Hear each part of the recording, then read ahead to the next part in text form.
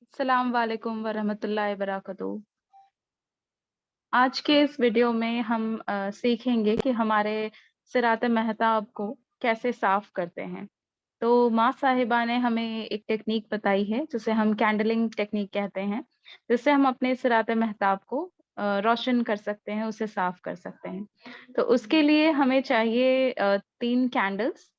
जैसे हम अपने एक पहले कैंडल को हम अपने जस्ट सामने प्लेस करेंगे, अपने लेफ्ट साइड में। अपने लेफ्ट साइड में रखते हैं सामने, एक को रखते हैं अपने पैरेलल में रखेंगे, अपने साइड की ओर, और एक को रखते हैं हम अपने पीछे की ओर। तो हमने 3 कैंडल यूज़ किया है।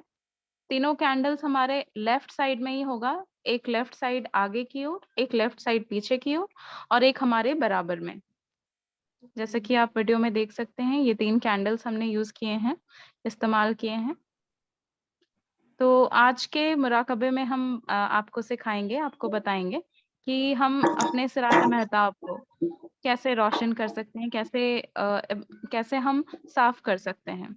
तो इस टेक्नीक में हम अपने इस कैंडल का इस्तेमाल करेंगे। हमारे सामने जो कैंडल हमने जला रखे हैं, उसे हम उठाकर अपने अपने हमने सीखा था अपने मुराकबे के बैठकों में कि हमारे हाथों पे भी हमारे आलम लताइफ होते हैं। तो जैसे हमारे हाथों में सबसे नीचे की ओर जो है, वो आलम फ़नी हमारा सबसे पहला जो लताइफ होता है, वो वहाँ पे होता है। तो इसी तरीके से हमारे हर जो अंगुलियाँ हैं, वो हर हर एक आलमों को रिप्रेज़ेंट करती हैं, दिखाती हैं। तो हम उनको साफ़ करने के लिए इस कैंडल का इस्तेमाल करेंगे और इसको हम क्लॉकवाइज़ डायरेक्शन में घुमाएँगे। तो कैंडल उठाते हैं और अपने आलम फ़नी पे क्लॉकवाइज़ डायरेक्शन में घुमाते हैं और मन ही मन बस यही दुआ करते हैं, ऐ परवरदिगार आलमीन, हमारे सिरात महताब को रोशन कर दें। अभी हम अगले अपने थंब पे लेकर जाएँगे, आलम नुसरत। इसी तरीके से हम अपने सारे आलमों को एक-एक करके घुमाते जाएँगे।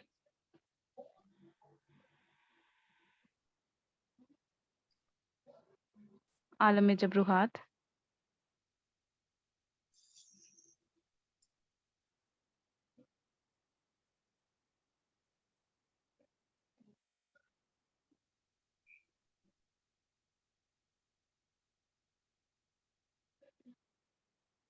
आगे बढ़ेंगे।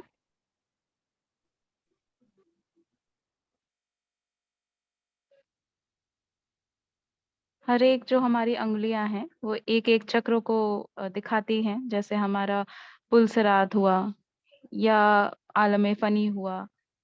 तो हम हर एक चक्र पे, हर एक लताइफों पे, हर एक आलमों पे घुमाएँगे क्लॉकवाइज़ डायरेक्शन में।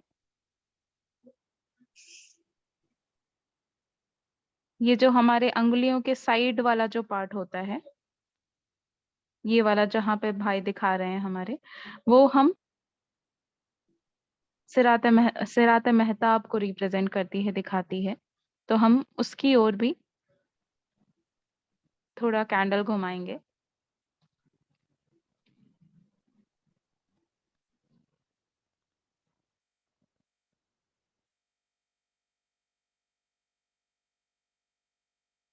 इस टेक्नीक को हम चाहें तो 5 मिनट, 7 मिनट कर सकते हैं। चाहें तो एक बार और जैसे अभी भाई ने दिखाया, वो टेक्नीक को हम वापस से रिपीट कर सकते हैं और अपने कैंडल्स को फिर वापस जहाँ पे था, वहाँ पे रख लेंगे। और जैसे हम मुराकबा करते हैं, वैसे भी कर सकते हैं। अपने हाथ को सामने रख के और राइट हैंड को ज़मीन की ओर करेंगे। इससे भी क्योंकि हमने सीखा है कि जब हम बैलेंसिंग करते हैं, जो हमने मुराकबे के स्टेप्स जाने थे, तो उसमें भी हमने देखा था कि हमारे लेफ्ट साइड को हमने बैलेंस किया था, तो हम ऐसे ही स्टेप करते हैं। तो सबसे पहले हमारा जो सवाल आएगा हमारे मन में कि कब हमें ये चीज़ करनी चाहिए?